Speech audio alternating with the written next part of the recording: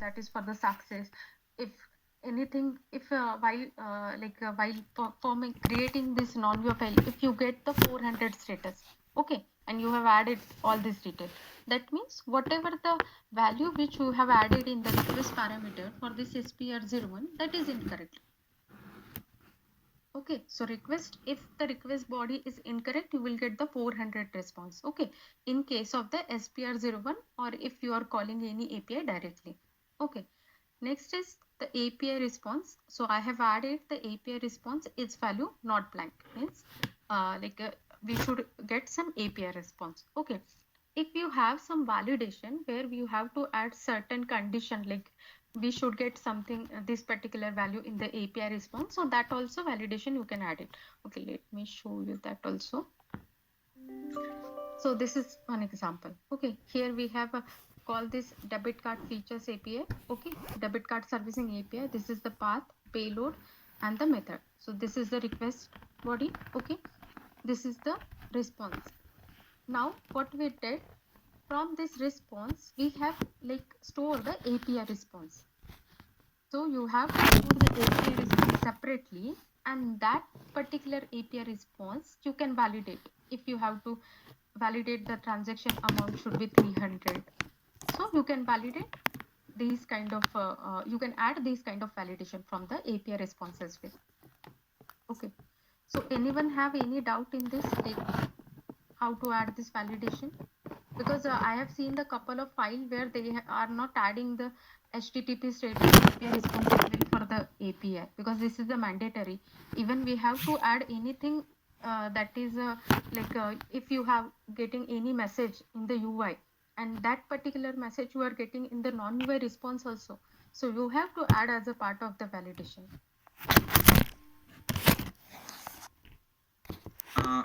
Payal, and from where this API response will come? You are for getting the validation?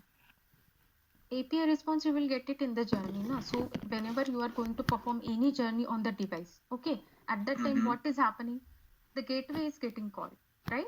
Right. And right. all the gateway which is Okay, getting yeah. called, Got for it. that you are getting detail in the activity log. Right. Got it. Got And it. yeah, okay, okay. Anyone have any doubt in this, like how we have to write non-UI script?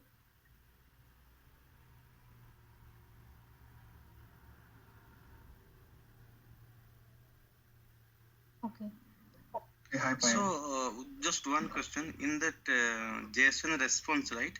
So, this error code of status, HTTP status, API response. So, these four are mandatory to check, Yes. right?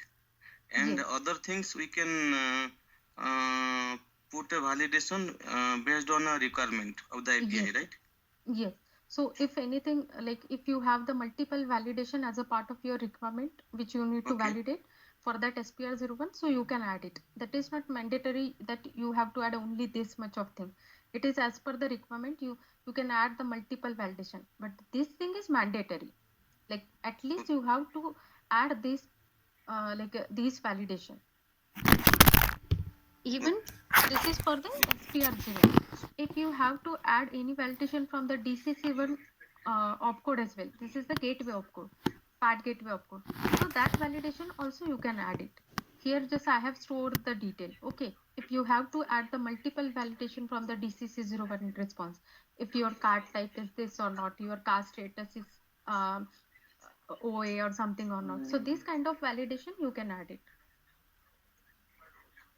Okay. Fine.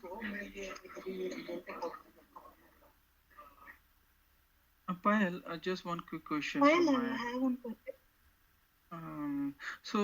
Is there any particular reason that we have broke down the response verification into two separate verification, like the step number 84, and then we again have the step number 91?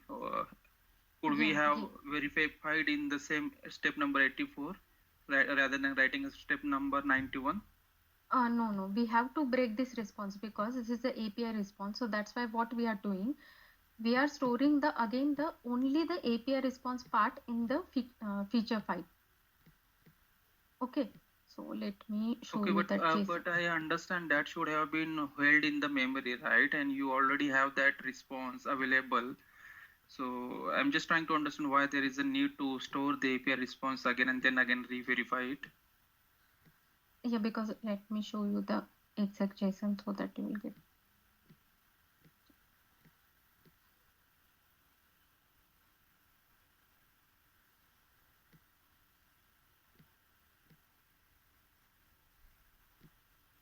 Because that API response, that array is getting started, and if you have to write in this way, so what you need to write API response dot, again you need to write like here what we have directly added data dot attribute dot configuration. Okay, if you have to write it in the API response, so you need to write API response dot data dot attribute like this. Yeah, okay, And but sometimes that can be achievable, right? yeah, that is achievable, but sometimes if that is an there is an array or something, so it is going to fail. So what we are like doing most of the time, we used to store that hash API response, okay, in separate, and that particular API response we are then whatever the validation we need to add, that we are verifying from the next column only. Okay, thank you, So you Payal. can try that, yeah, but when we have tried due to that array issue, so we couldn't able to add the more details. So that's why we have done in this particular fashion only. Yeah, no problem. Yeah. A Payal, small doubt. Here in the path, in the API alias, you are giving the alias name. On the path, you are giving slash debit card slash feature. How Yeah. it will identify particularly it is calling the API, since we are not giving the full path of API. Right? Because see, there are like whenever you get the LLD or HLD, okay, so you will have all this detail, like for this API detail, this is getting called. This is we are calling, and whenever this is getting hit, the actual endpoint is getting hit in the that ZUU URL in the logs.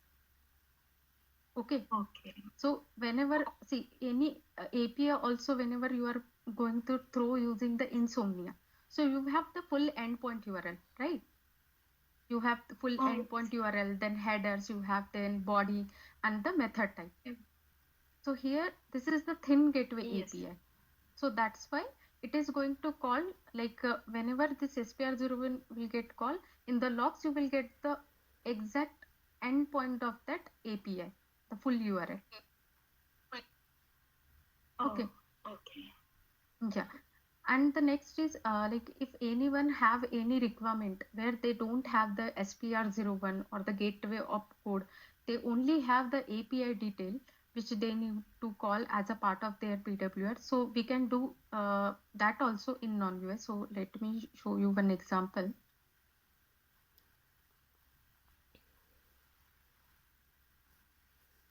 So we have one feature that is like we have couple of features, but I'm giving you the example of this feature. Okay, so VocaLink account verification. Okay, so here in this feature we have the FAT gateway opcode, and what we need to check, we have one validation. We have to check one detail in the co-event log, and for that co-event log we have one API.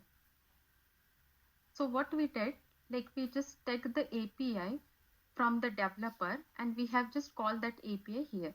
Okay. So here there is a key, and user submit a post request is as per data table and store it in the hash response. So if you have to hit any post request, so make sure you know the endpoint for that host request, then header. So what are the mandatory headers that you need to pass, then body and the expected code. Okay. So if you have to hit the patch with or get request, that also you can do it in the same manner. Okay. So whenever you are going to hit this request, you store the hash response. Okay. So in the hash response, whatever the API you are going to hit using this post request, it will get stored here. And if you have to add any validation, you can add the same validation from the post request as well. Okay. So this is also possible using non-UI. So if you don't have the thin gateway or fat gateway, then only you have to go with this approach. If we already have the thin gateway and fat gateway, and we are getting as a part of our journey. So you need to capture the journey in that particular way, and you have to write the non-UI script accordingly, and make sure you add the opcode detail in the ascending order. Okay, any more doubt? I have one question, Manik this side. So what all opcodes you are actually right now fetching? You are the response is coming from the co-activity log, right? Yes. So what if I want to fetch for the same opcode from co-sub log? How would I do that? No, I don't think COSUP log will return this detail in this format, the in request and the out response. This you will not get it in the sublog. It will provide in the co-activity only. So for non-UI, you need to download the co-activity log only. Okay, so it is not possible to fetch the COSUP log for a particular opcode and service code. No. If you have to for particular opcode, or if any error is there for that opcode, suppose if in this DCC01 fail, okay, and for this DCC01 there is some gateway or API being called, okay. So that failure and the endpoint URL, that you will get it in the COSUP log only. The gateway detail, all the detail which you need to provide to the gateway developer from the failure perspective. Right, but if I want to store the response in an Excel sheet by using that Gherkin step which you have for COSUP co-activity logs, like you are writing right over here, and user stores some JSON response into that table by passing those things. If I want to do it for the COSUP log for my opcode, same opcode, by passing any parameters, required parameters, I cannot do that, right, over here in non-UI. Okay. No. So whatever, see, if you call this particular opcode DCC01, okay, this is the request. So the response which you are getting here, that is from the co-activity log only. Yes, that's what I'm telling. So as of now, the non-UI is not having that capability to fetch anything from the COSUP log. Yeah. Okay. That's fine. Yeah, because the gateway, what is this? This is the gateway opcode only, and it is like retrieving the gateway response.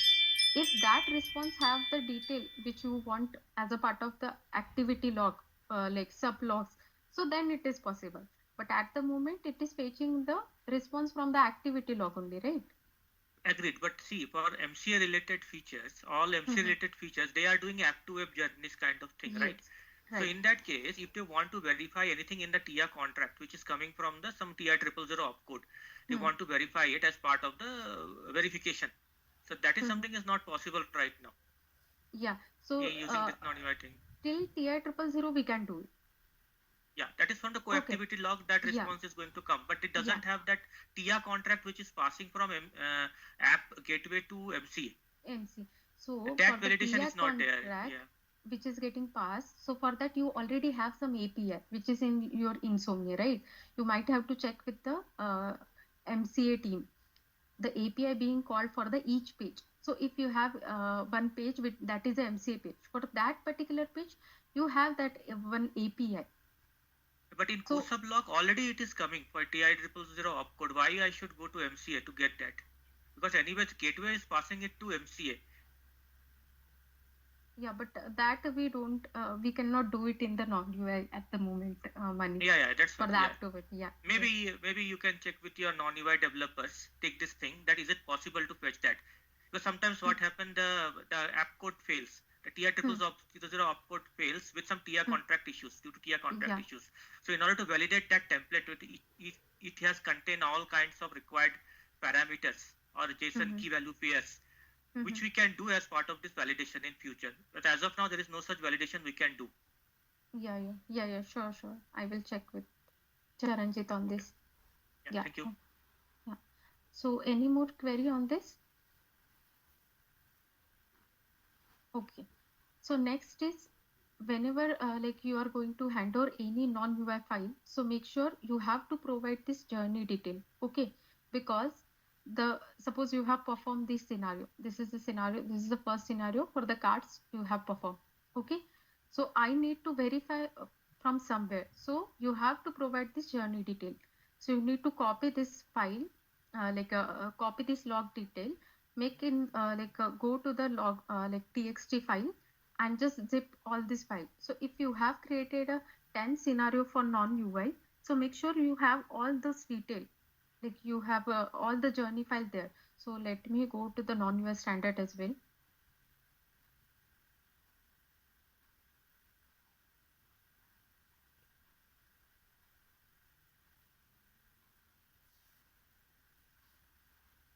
So this is the non-UI standards. Okay. So whenever you are going to hand over any feature, make sure the feature team should provide the new non-UI journey file for new test cases and the refactor cases as well. If you have refactor anything, means you have modified something in the existing journey. So in order to modify that, you have done some journey against that. Okay. So make sure you add the journey file for the refactor cases as well. Okay. And the journey file name should be like this. What suppose your test case is this, like RTV brand name logo TC30 non_non-UI. So you have to provide the journey name like this underscore journey file.txt. Okay. So is it clear till this part? The how you have to provide the journey file for non-UI during the handoff? So for every test case, there would be a journey file, right? Yeah. So for every test case, because if you have the 10 unique scenario and if you have provided the only single non-UI file for any random test cases, how will non-UI team will validate the flow, right? And couple of day I am facing this issue. Okay, so make sure you provide the journey file in the handout ticket. Okay. Next is whenever you are going to write any non-UI test case, so you write the scenario name should be the same like UI only. Okay. Suppose let me show you this. Every unique non-UI scenario should have the UI counterpart. I'm telling you the reason why every non-UI scenario should have the UI counterpart. Because in future, if the non-UI script is going into the refactoring, so we should know what is the UI for that uh, for that for that journey, right? Because we have to capture the journey, we have to check the co-activity log, and then only we can modify it. So make sure for every unique non-UI test case, we should have the UI counterpart. I'm giving you here the example. If there is a one scenario like journey A to B, okay, and in non-UI you have covered the scenario for Premier, Personal, Premier, and Bomb in non-UI, the same scenario. So in UI, at least you have the one test case.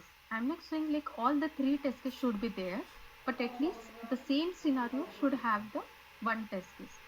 Okay, and the like scenario line should be same for UI and non-UI both. Okay. So, Payal, I have one question here, right? So in non-UI, is it required like personal Premier BAP? Yeah. So because API is common, right? It's not customer specific. Yeah, but still, like as a part of any like whatever the customer segment are in scope, so you need to cover the journey for each customer segment in non-UI. And what are all the critical functionality you are saying, like thinking like that should be tested for UI? So those all critical functionality you need to test. Okay, but my question is right. See, I mean, only so if you think from the functional point of view, only entry point is different. Like for personal BAP, but API and everything API calls whenever happens, right? So it's like it's same API. Yeah, but I have seen the couple of example. See, there are couple of PWR where for personal, if we are performing one flow, the API will be different. But for BOM, we'll have the different API. That also scenario we have. So earlier, like I'm giving you the example of one feature. Okay, there is a one my profile feature. Okay, so earlier for both Premier and so personal and BOM customer, we are getting the same API. Okay, now as a part of one PWR, there is a one change came, and they are saying if we are registering with the BOM customer and BOM customer try to fetch this detail from the my profile, there will be the different API from the BOM customer, but for personal it remains same. So from that perspective, we should have the all customer segment coverage in non-UI. So, Payal, in that case, I think you guys can actually easily tell that for a particular feature, we have to cover multiple segments or one segment is fine as part of non-UI testing during the IA phase. Yeah, but actually this is the process, like we need to cover all the impacted customer segment in non-UI, because non-UI is very quicker. It is just you need to hit the API and you will get the response, right? Within a minute you are getting the report. Okay. Yeah. Okay. So the next is while running the test cases using the TB executor for non-UI. So what all mandatory thing you need to provide. Okay. So this is the TB executor link. Here you have to select the non-UI testing. You have to provide your particular environment. Then you have to provide the email address. So whichever pod you belong to, you have to add your pod detail. Then you need to go to the get repo. Okay. So if you are running the sanity, so you need to select this repo, TBA release non-UI features. Okay. So this is the non-UI repo. If you have to run your features, so whatever your repo is there, you need to select your repo. Okay. Next, whenever you are running any sanity or you are refactoring anything, so for running the sanity, make sure you run sanity against the latest release branch. So every release, like we are creating the new branch, so make sure you run against the latest release branch. If you are not sure like which branch to select or which is the latest release branch, so you can connect with the release team and they will provide you the detail. Next, in the feature tag, you have to select the folder as a non-UI. Under non-UI, like there are a couple of folders. So this is just a folder structure. So in the release, like we are running couple of feature in red 1, red 12. So accordingly, we have just make the folder structure.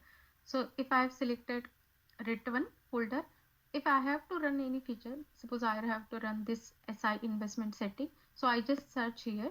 Okay. After that, here you can add this file, feature file for the SI investment setting feature. And if you have to run only the whole feature file, so you do not have to add the next parameter. If you have to run only the single scenario from this SI investment setting, so you need to provide the detail in this format, like test underscore ID personal SI investment setting main TC0 for non-UI. Okay. Next is this detail, like VM argument. This is very important. So whenever you are running the sanity, make sure every time you run against the latest application and app version. Suppose tomorrow, like today you are running the sanity, you should know what is the latest application and app version, and on that latest application and app version only you need to run the sanity.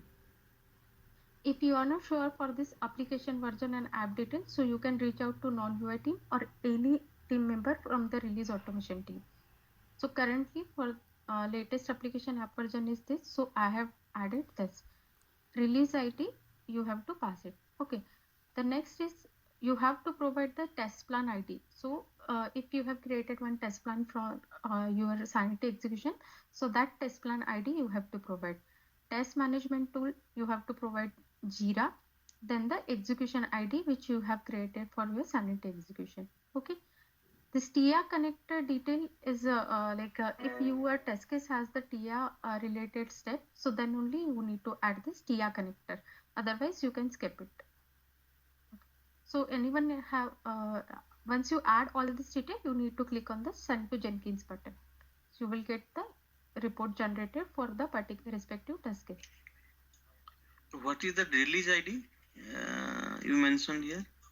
So release ID is like here I have added the release ID. So whenever I'm running against this release ID, so whatever the execution detail, all those detail will capture in the Grafana. So that's why I'm adding this release ID. So in Grafana, if I have added I have triggered the non-UI execution for the 1000 test case and I want the report, so I can download that report from the Grafana, and in Grafana using that release ID I will search it, filter it, and I will get all the 1000 test cases report from the Grafana. So okay. Yeah, thank you. And even if you provide this release ID, in that case, if you are running the test cases, so first time. Okay, in the first run the 10 test cases are there, 5 got pass, 5 got fail. In next time when you are going to run, so only the 5 which is fail, it will only get executed, the rest will get skipped, it will not get override. Okay,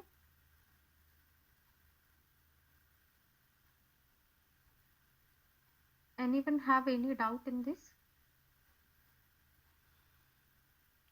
Okay, so make sure please add this latest application version and app version while running the sanity. Otherwise, your execution will trigger against the older app version, which we have already provided in the Jenkins on framework. So this is the everyone need to make sure on this point. Okay. Okay, so it is already like 5. So maybe the rest topic like how to check the report, non-UR report, and how to find the failure from the non-UR report. So, and the other detail we will take in the next call. Link. Yeah, that link you will paste it in your IA template as and when you put IA comments. Yeah. Yes, that will be easier for us to track. Yeah, that's fine. Thank you. Yeah. Okay. Okay. Any more queries?